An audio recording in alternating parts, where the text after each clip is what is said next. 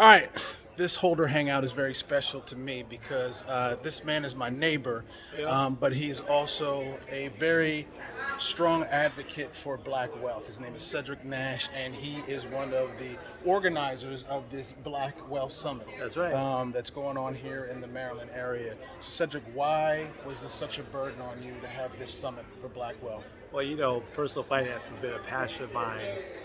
From ever, forever. I had four millionaire mentors that cemented in me the need to build wealth and to pass it forward. So this is my way to pass it forward and pay it forward.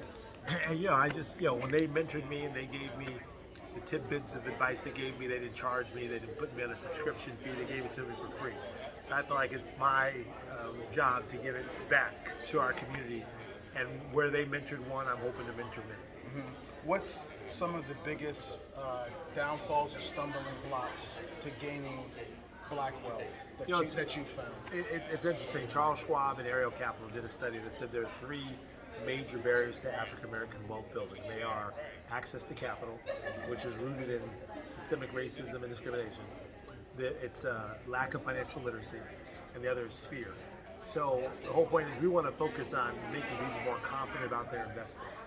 And by doing that, by providing education, by providing exposure, resources, knowledgeable people to help them along their wealth journey, so that fear cannot be a barrier to their building wealth.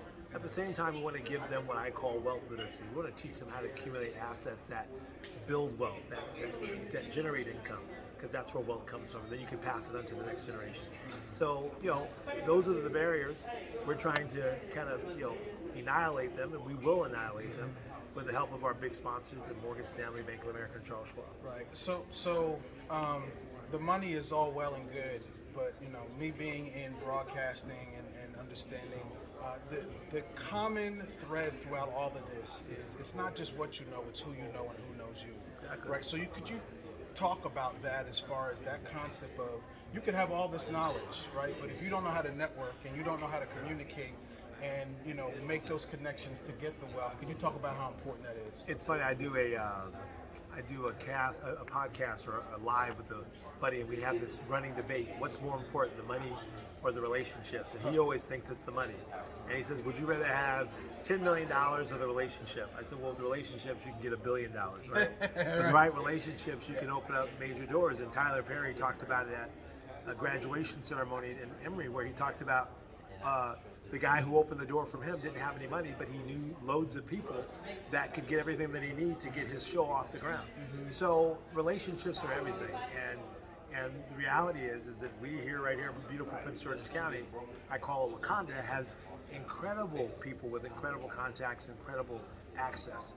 And the Black Wealth Summit is a classic example of those relationships. We were able to raise over $700,000 for this event just through our relationships. We hope to grow it more.